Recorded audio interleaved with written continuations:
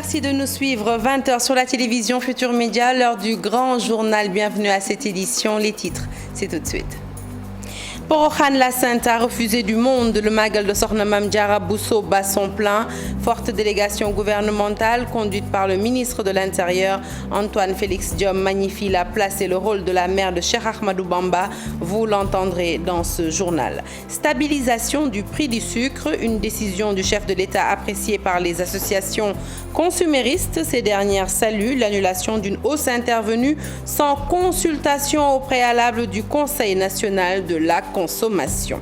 Crise scolaire, les négociations dans l'impasse. Les syndicats refusent de revoir leur copie et exigent le respect des accords signés avec le gouvernement. Une décision qui embarrasse les apprenants à Kolda. Les élèves ont battu le pavé pour réclamer la reprise des cours. Ambiance délétère à la Fédération sénégalaise de football. L'octroi des primes spéciales, la pomme de discorde entre membres de la fédération. Le journaliste Bakary Cissé en donne les raisons. Son confrère Aliou Goloko préconise d'arrêter une polémique qu'il juge stérile afin d'aborder sereinement les prochains challenges. Dans votre rubrique Les bonnes feuilles de la rédaction, focus sur l'ouvrage Sénégal, la saga de l'équipe nationale de football. L'auteur Mamadou Koumé, journaliste sportif, revisite 60 ans d'histoire avec un hommage nourri aux dirigeants du football sénégalais. Voilà pour les titres, le développement, c'est tout de suite.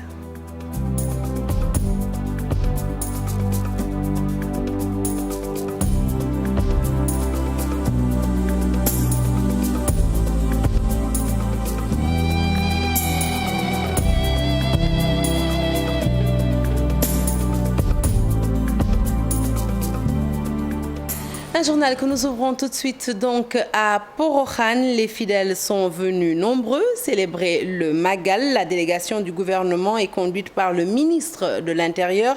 Antoine Félix Diome a magnifié la place et le rôle de Sokhna Mame Diarra Bousso. Il a salué aussi les actions qu'elle a toute sa vie durant consacrées à la voie du mouridisme. Nous écoutons tout de suite le ministre de l'Intérieur.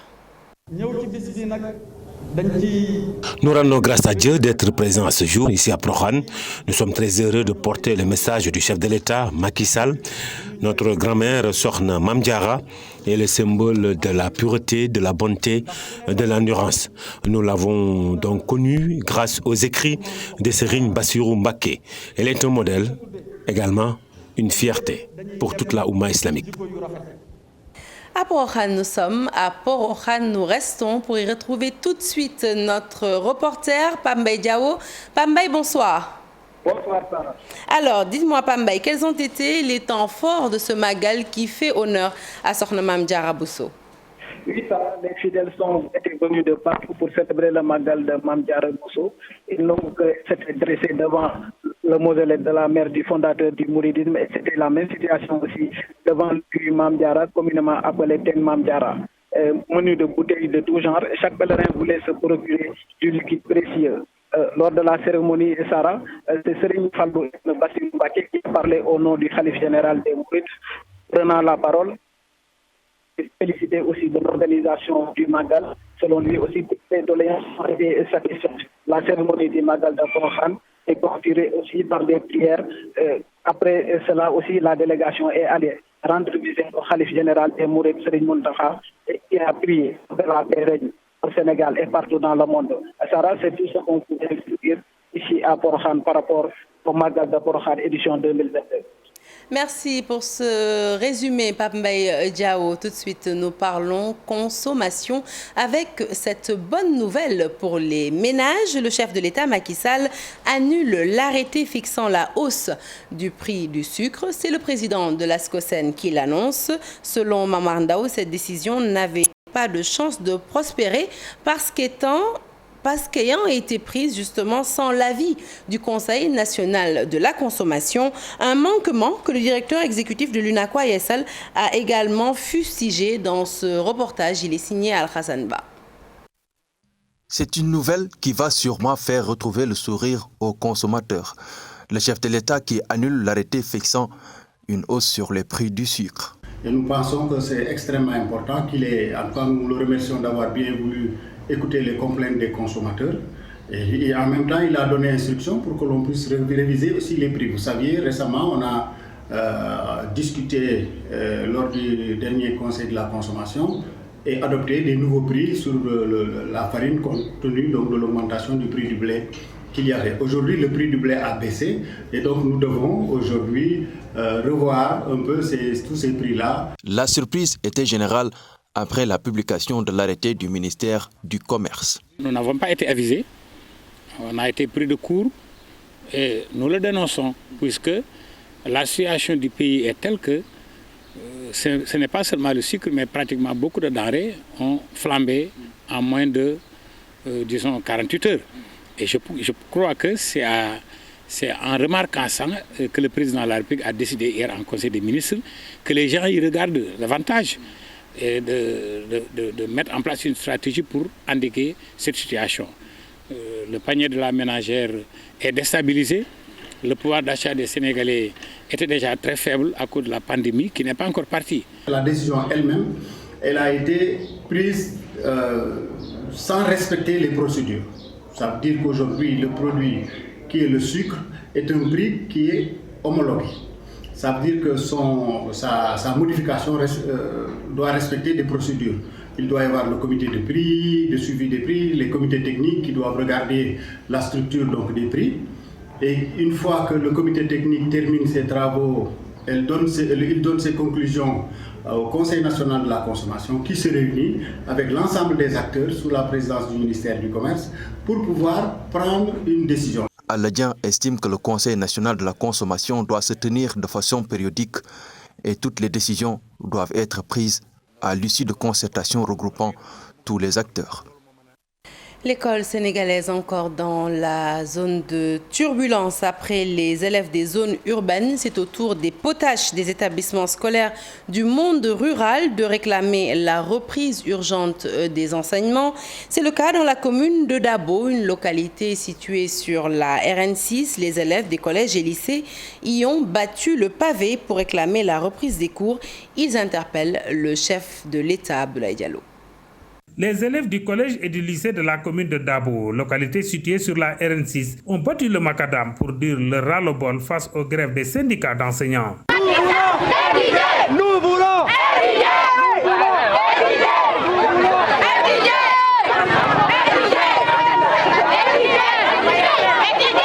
Encadrés par des éléments de la gendarmerie, ces élèves ont battu le pavé sur une distance de près de 2 km pour ensuite déposer leur mémorandum auprès de l'autorité municipale. Dans ce document, ils interpellent le chef de l'État. Monsieur le Président de la République du Sénégal, nous, collectif des élèves de la commune de Dabo, suite à la crise que traverse l'école sénégalaise, depuis le mois de décembre passé, nous adressons ce mémorandum pour vous faire part de notre inquiétude. Monsieur le Président de la République, vous n'êtes pas sans savoir que le déroulement de nos cours est sensiblement perturbé par la grève des enseignants entamée depuis le mois de décembre 2021. En réalité, depuis le retour des fêtes de Noël, nous n'avons pas fait une semaine de cours normal. Il réclame une reprise imminente des cours. Monsieur le Président de la République du Sénégal, ceci dit notre droit, le plus absolu, le droit à une éducation est en train d'être bafoué et nous vous demandons solennellement de trouver dans le plus bref délai une solution horaire à cette crise de l'école sénégalaise, car nous ne voulons pas être les agneaux du sacrifice dans ce bas de fer qui oppose l'État aux syndicats d'enseignement. Collectivement, les élèves de Kolda désirent voir une prompte réaction des autorités centrales avant que l'irrattrapable ne s'installe.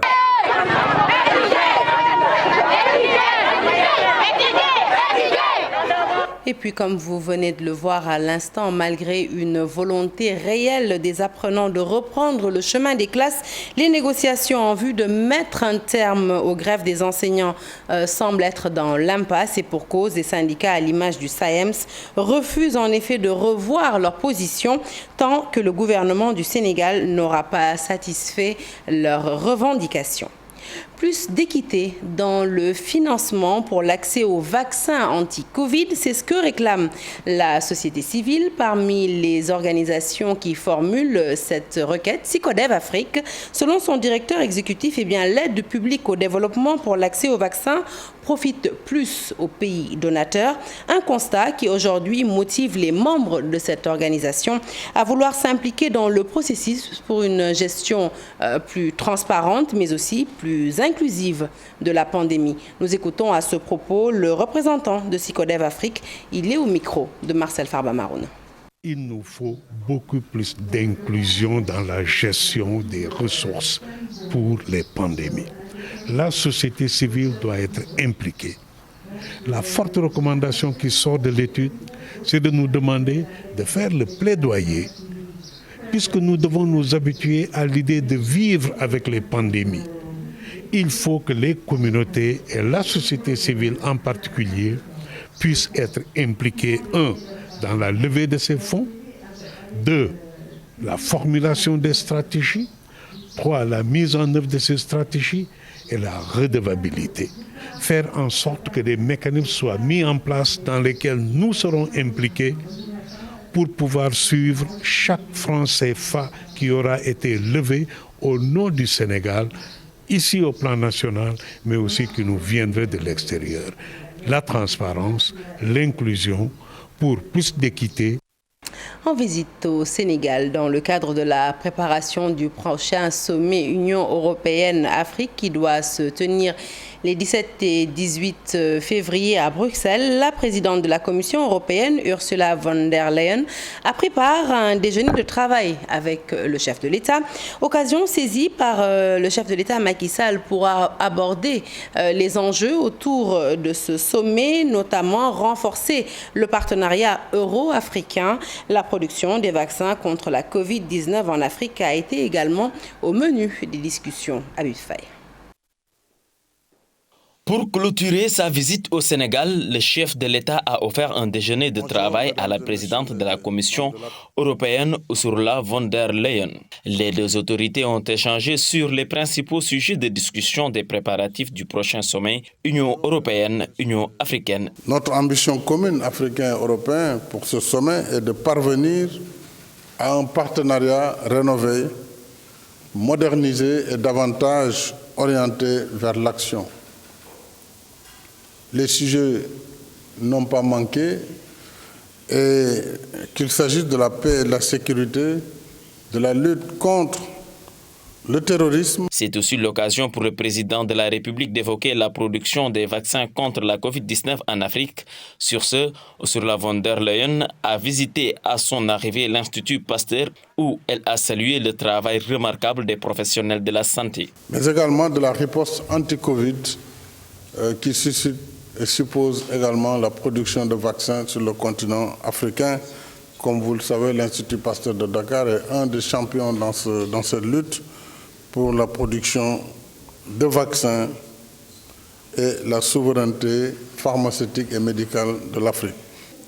C'est notre stratégie globale d'investissement, ancrée dans les valeurs auxquelles l'Europe et l'Afrique sont attachées, comme la transparence, la durabilité, la bonne gouvernance et le souci du bien-être des populations.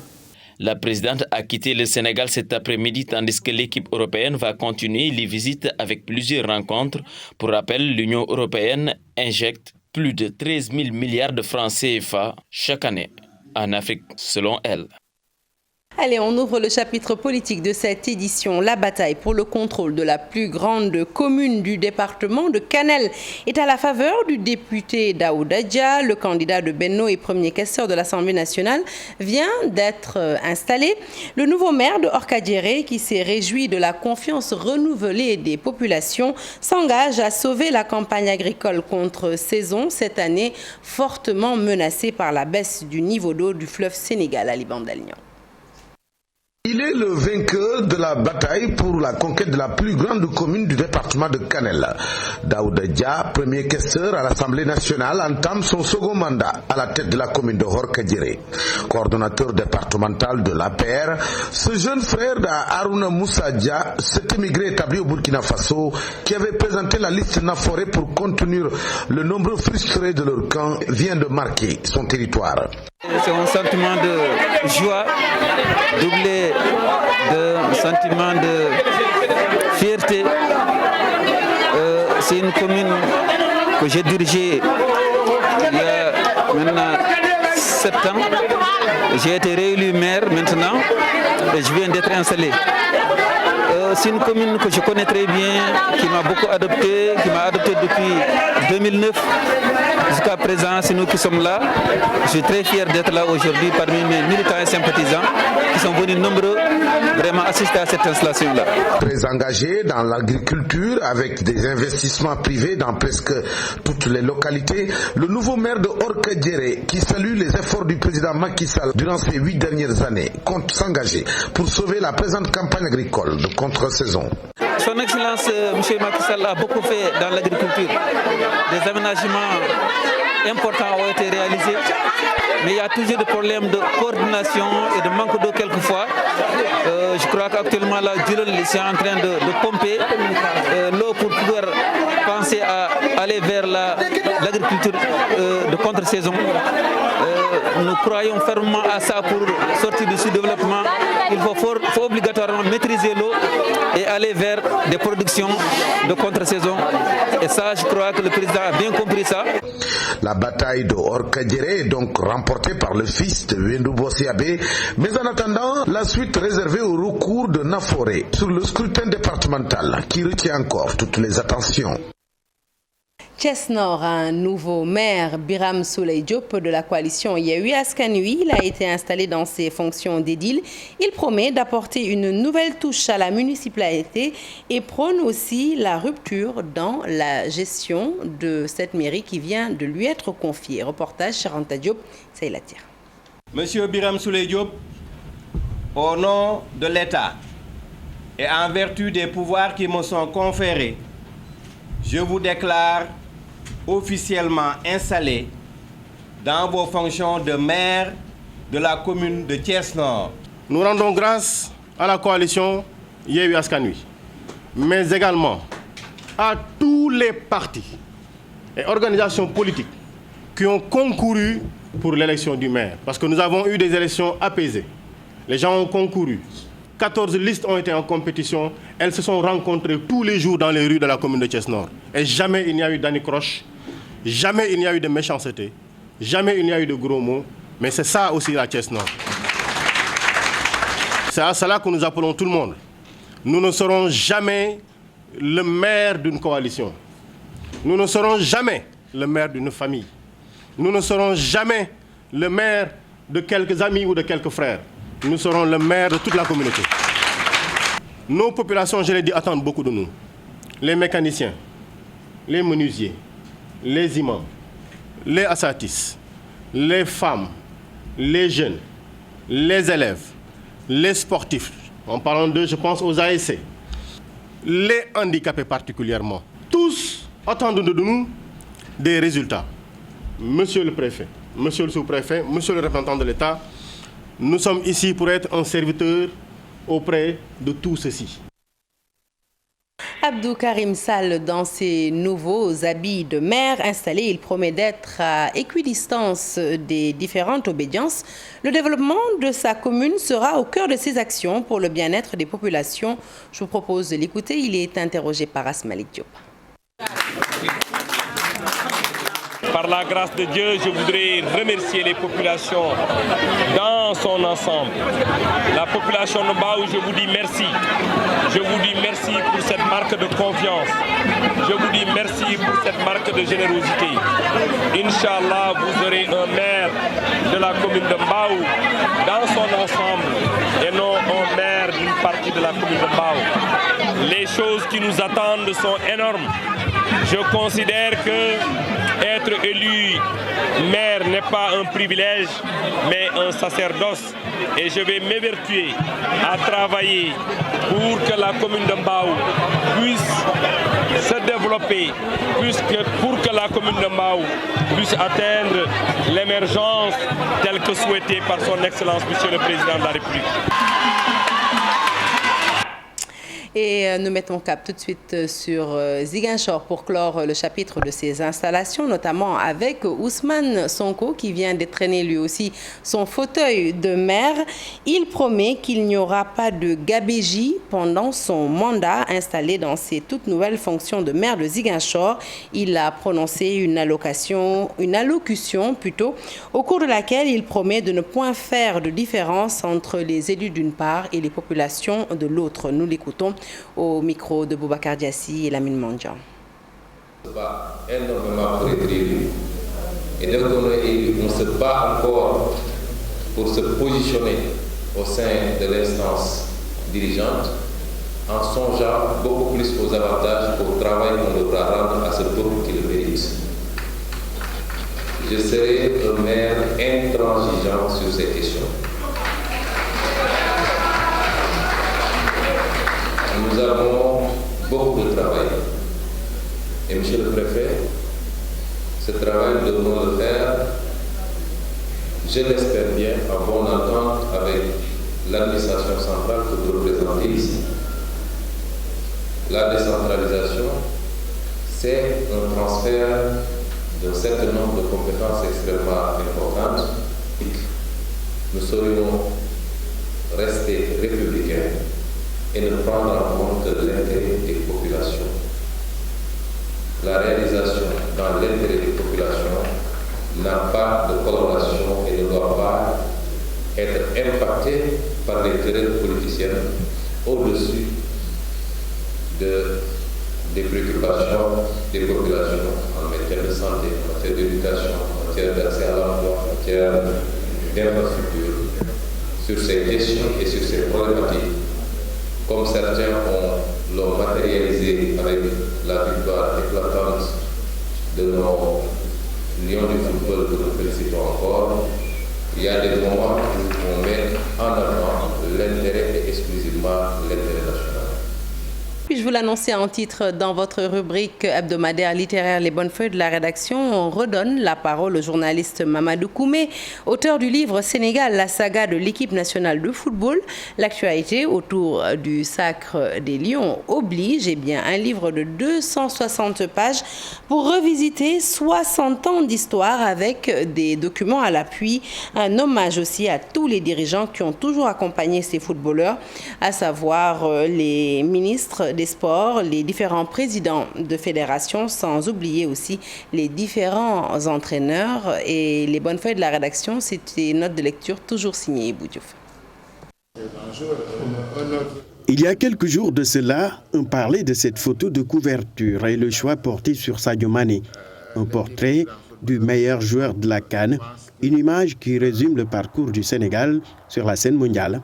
Aujourd'hui, cette photo synthétise le livre en introduisant son intérieur et reflète une promesse, un hommage aux pionniers. Cette équipe qui a remporté les Jeux de l'amitié ici à Dakar en 1963, il y avait notamment le président El Hadji Malick Sy Souris, l'ancien ministre d'État, le regretté Youssouf Ndiaye, Cheikh Thioune, l'auteur du penalty de la finale, Demba Thioye, Yatma Diouk, voilà. Dans cette ferveur populaire où l'on magnifie les héros de Cameroun 2021, cet ouvrage a le mérite de penser à toutes ces générations de footballeurs.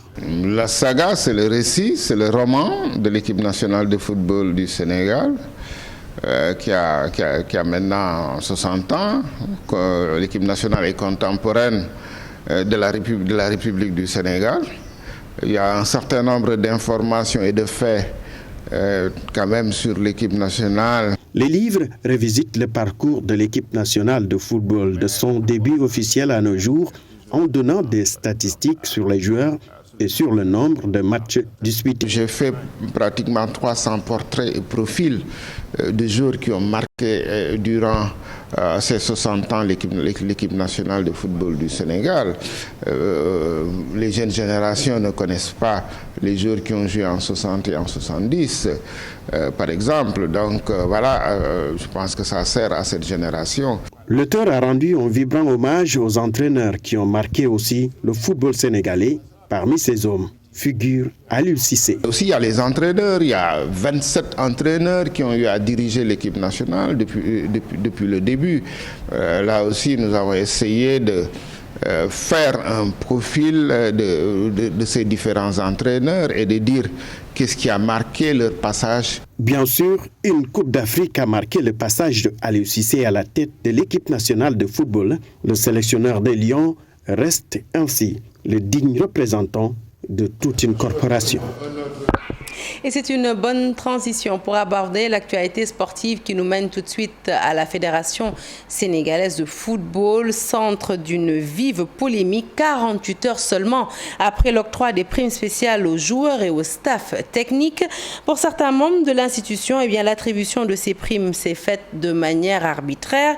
Les détails, c'est avec Bakary Cissé, rédacteur en chef du journaliste sportif Record, qui dans son édition du jour est largement revenu sur cette discorde.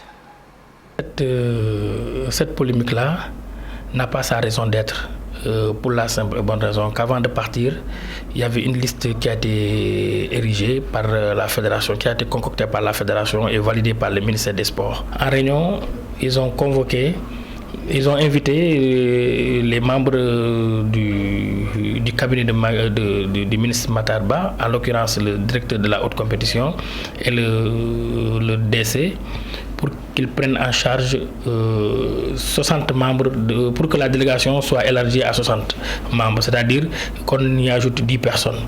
Les représentants de Matar Ba avaient donné leur accord de principe, mais arrivé auprès de leur patron, celui-ci y a opposé une nette catégorie parce que pour lui, l'arrêté était déjà signé, on ne pouvait pas y revenir.